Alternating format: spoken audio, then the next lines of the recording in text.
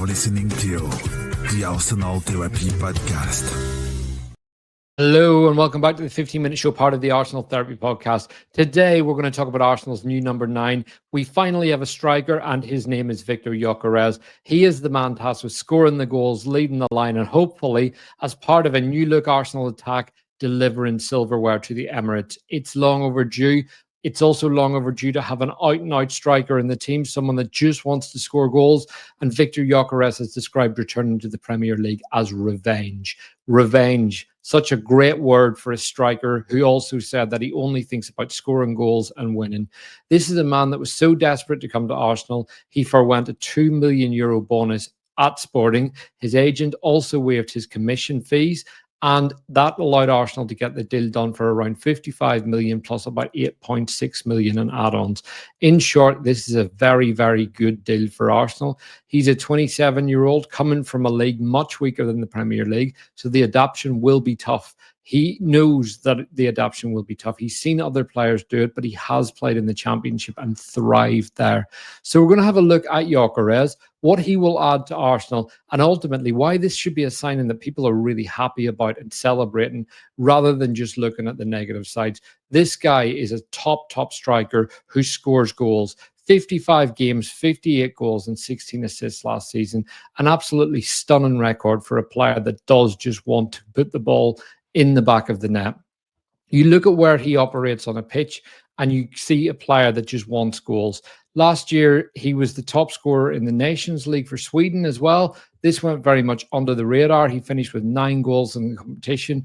Ronaldo with 8, Erling Haaland with 7. So you can see the names he's mixing in with. And you see Ronaldo for Portugal. He just wants to score at any opportunity. And the fact that Gyökeres plays in a Sweden team that also has Alexander Isak says a lot that he's banged in 9 goals in this competition.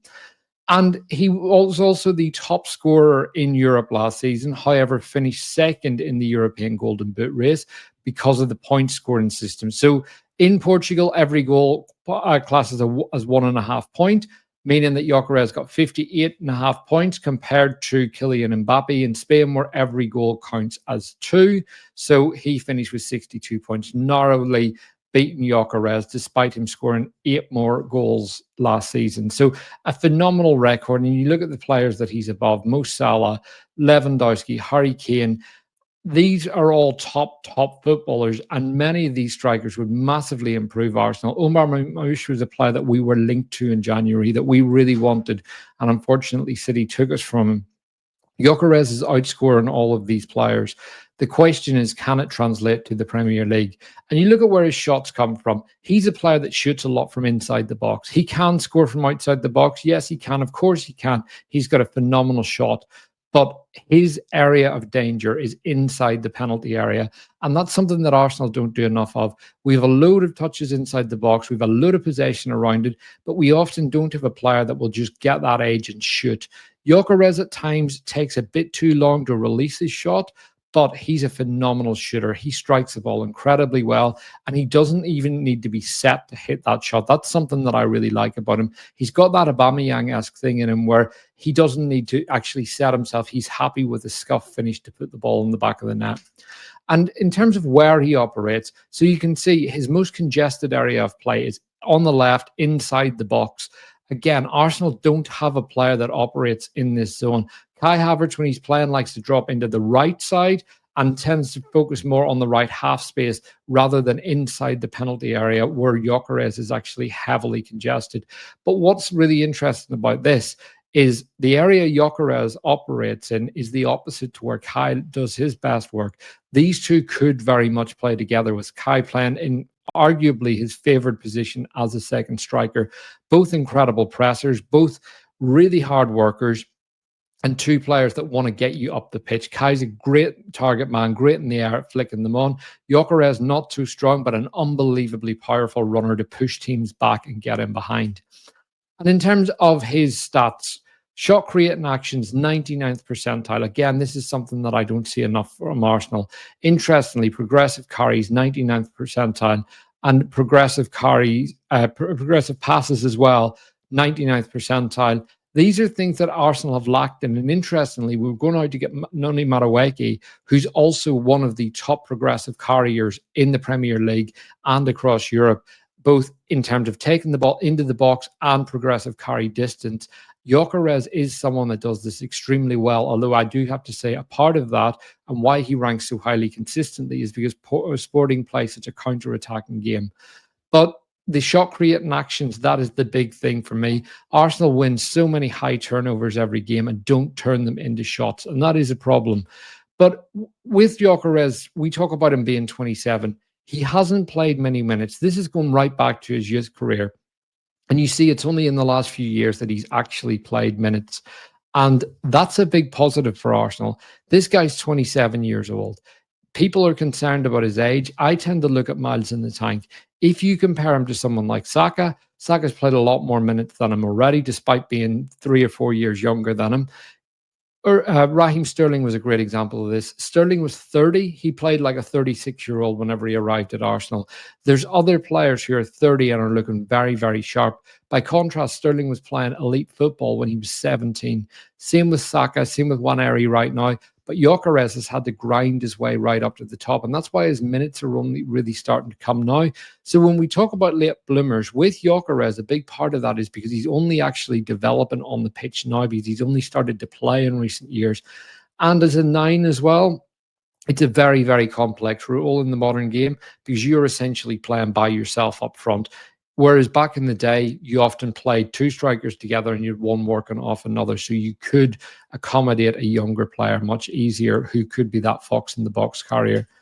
But again, with Gyökeres, injury problems, very, very few. 3 injuries in his whole career and he's missed very, very few games. At the end of the 24-25 season, or the end of the 24 season, he did pick up a knee injury, but he missed some time in the off season, got that seen to, didn't actually miss any games, and he was back for early preseason and banging goals in no time. But let's look at some of those goals because, as I said, he's got some incredible characteristics that we lack. The first one, and this is something, this gives from The Athletic. These guys have put these together. You look at them, one ball through the middle, he gets it and he drives into the box. And what does he want to do? He wants to put it in the back of the net. You can see where he's running. He's pointing for the ball. He's telling his teammate where he wants it. That's something we don't see enough of at Arsenal. George from the Cannon Pod coined it transitional inevitability. This is what Gyökeres has because at the end of his transition running, he has got great decision making. It's not a player that just takes you up the pitch with pace the way Martinelli can at times, or Adama Traore or someone like that. Gyökeres takes you up the pitch and he puts the ball in the back of the net or he gets an assist for his teammates. But again, Sporting do play a very counter-attack and transitional game, and they really play into Gyökeres' strengths with that. But another example of some of the things he does, like this is him running the channel, gets it down the right-hand side, not his favoured one, points where he wants it, shakes off the defender, and this goes against Benfica, who are a better side by Portuguese standards. Gets it round the defender, comes in field, looks like he's going to go one way and just passes it past the keeper with his left foot. This is quite a difficult finish, actually, and he makes it look very, very easy. But these things in his game are huge assets because they're things that Arsenal don't have. And this movement here, this is in the Champions League, rolling the defender on the touchline very deep, and he's straight in behind. But what's interesting, you look at the correlation between these. Look how far Gyökeres is from his teammates. He's a one-man attack for Sporting quite often. And these movements really allow him to go forward and kill teams because he is ruthless when he gets into these. And people will say, but can he roll a Premier League defender? He rolled William Saliba. The only people I've seen do that are Ollie Watkins and Isaac. Haaland struggles against Saliba quite often. Gyökeres rolled him, ran past Kivior with ease, and struck the ball so hard that it took a fingertip save from Rea to put it under the post. And that was when he was 5-1 down, end of the game. He still had that determination. And that's something that I don't think we have enough of in the team. And you just look, the minute he rolled him, straight in behind, fastest route to goal, round the keeper, back of the net, see you later. But these things will massively improve Arsenal because the running gives us something to aim at. Again, into the left channel, gets it, cuts back. The box is now quite crowded at this stage, smashes it into the net.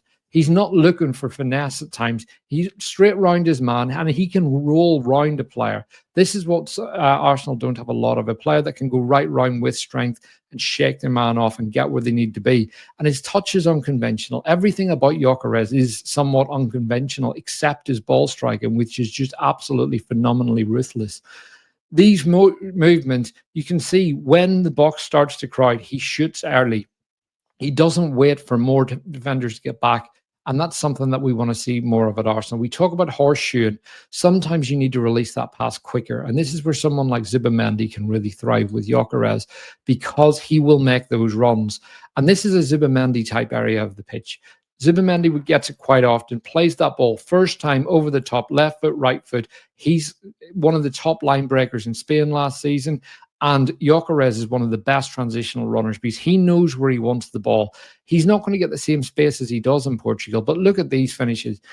He is coming from behind his man. He's very, very quick. He's not the quickest over 5 yards, but over 20, 30, he will outrun any player. And he can keep running at this pace and intensity right up until the end of the game. And that's something, again, I just don't see at Arsenal right now. Another example here.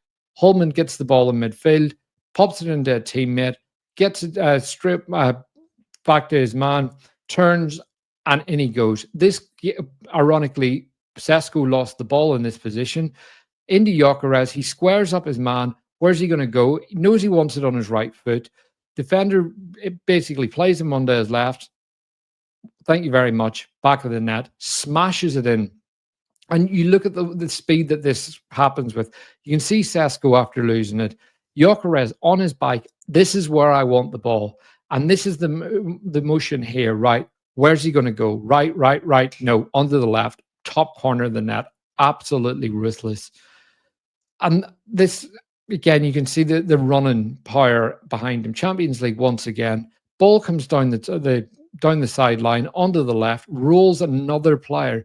And the repeatability of this, people say, but can he do this in the Premier League? And this is the same goal again, just at a different angle that I talked about. We've seen him roll so many players and he gets down very, very low. His use of his arms aren't great. This is a criticism that I have him. He doesn't make his arms big. He tends to have them here, almost like a chicken movement.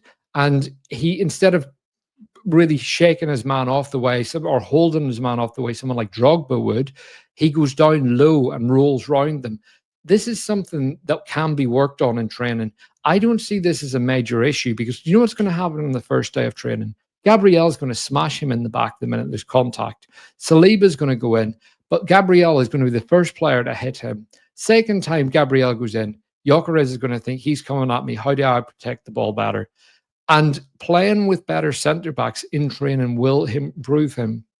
Interestingly, I watched an interview with Nemanja Vidic, and he said that one of the things that made him a better defender was playing with Rooney and Ronaldo.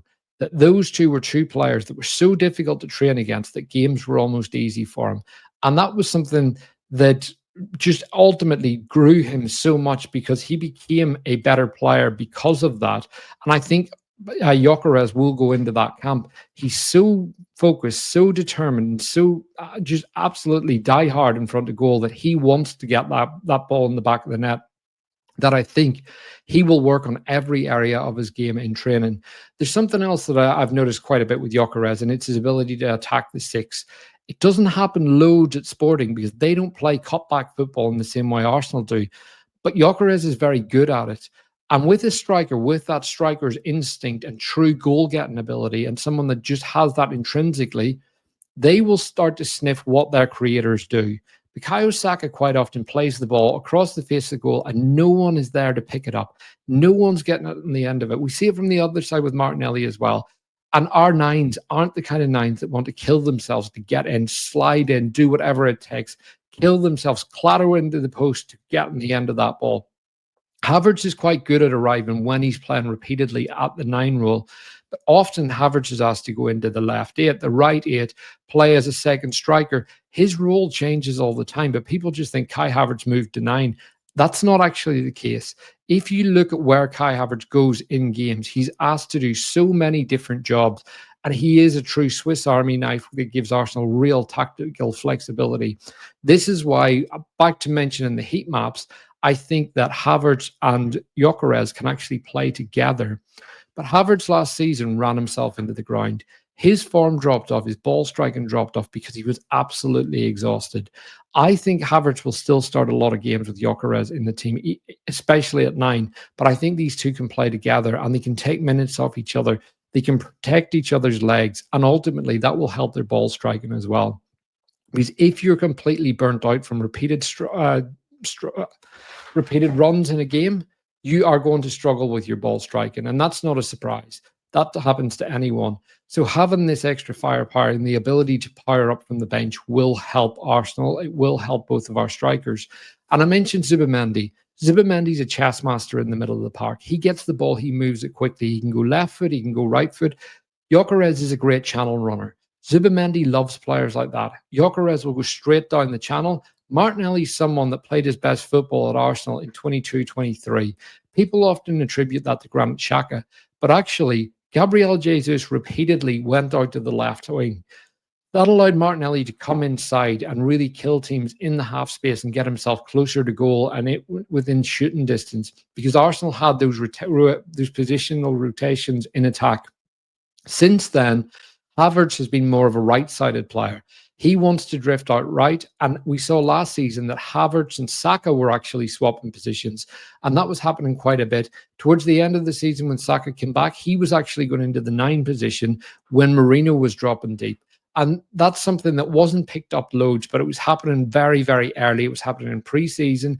It continued. If you watch back to the Brighton game last season, there's a great example of it there where Saka is running through on goal and Havertz has the ball on the right wing, plays a great right-footed crossing, and Saka's inches away from winning us the game. But the reason I mention that is because Gyökeres is a player that can really power down that right-hand side and allow the left winger, whether it's Martinelli, Madueke, Trossard, Eze, whoever we've got at the time at the beginning of the season, it will give them the option to come in field, and those players are powerful runners, with the exception being Leandro Trossard.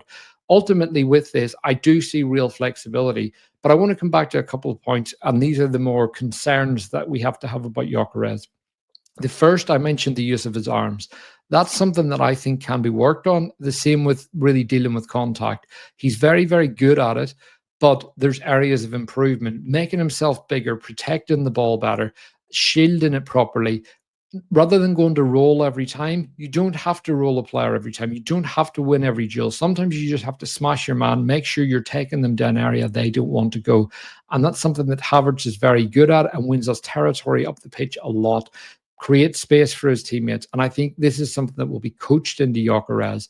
But these are areas that can be worked on well. And if he's as determined as he seems and is hardworking and focused, that won't be difficult to coach. One thing that will be difficult to coach is his heading ability. Inside the box, I think that can be worked on, because if you're getting clipped crosses from Saka at the back post, that's more of an anticipation thing, and nodding the ball into the back of the net, that can be improved upon if he's repeatedly getting that kind of service. However, that out ball from David Raya, I'm not sure how well Gyökeres will deal with that, because that's not his bread and butter. He's not a flick-on striker, despite being reasonably tall and very, very sturdy. So that may be something that we have to find a different solution for.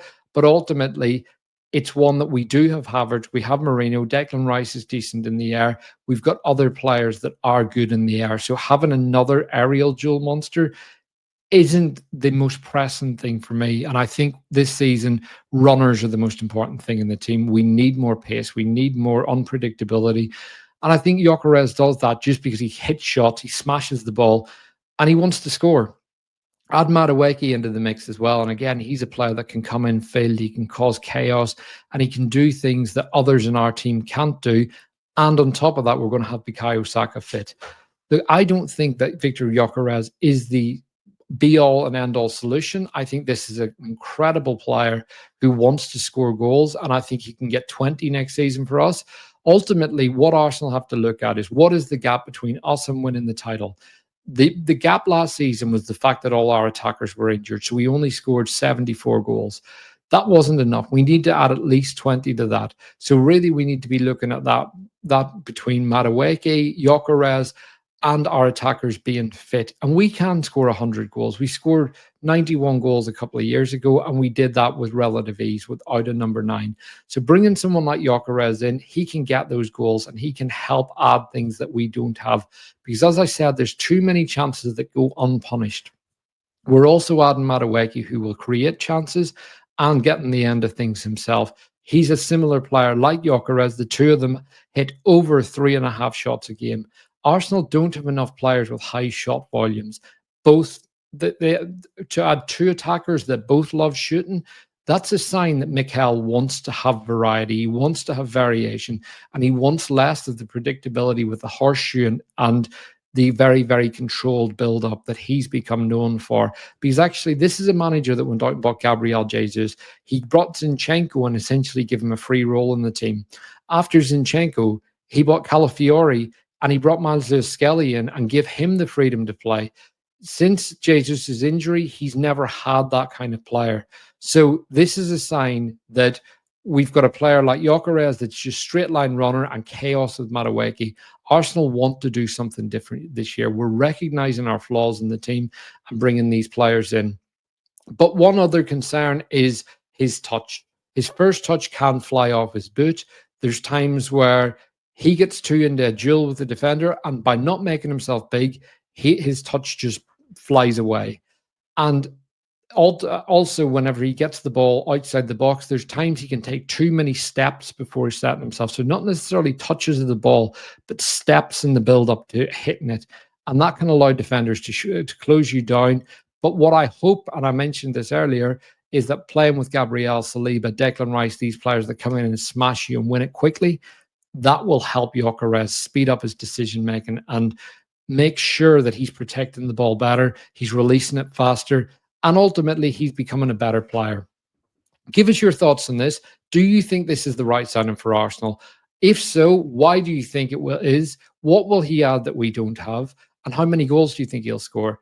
If you don't think it's the right signing, tell us why. Because again, we're always happy to hear the different opinions of fans. We might not always agree with you, but we're always happy to hear it. We're always happy to have a debate. I've done a lot of research on Viktor Gyökeres. I've watched a huge amount of him. And when I see him playing for Sweden, I see him playing for Sporting in the Champions League, I like this player. I've watched full 90s of him quite a bit, and I've watched tons of highlights of him, like most people have. But this is a player who does have red flags to his game, but he also has so many positive ones that we can't overlook. And that's what we should be doing. We should be embracing this player because this guy wants to play for Arsenal. I'm going to go back to the point. He gave up a €2 million bonus. His agent waived the commission, and he has gone on strike from Sporting to make sure he became an Arsenal player. This is a guy that we absolutely have to back to the hills and make sure that he is a success at this club. So thank you for listening. If you've enjoyed the show, please hit the like button. Please subscribe to the channel, and please go and check out some of the other videos, and we'll be back again very soon. Have a great day. Thank you.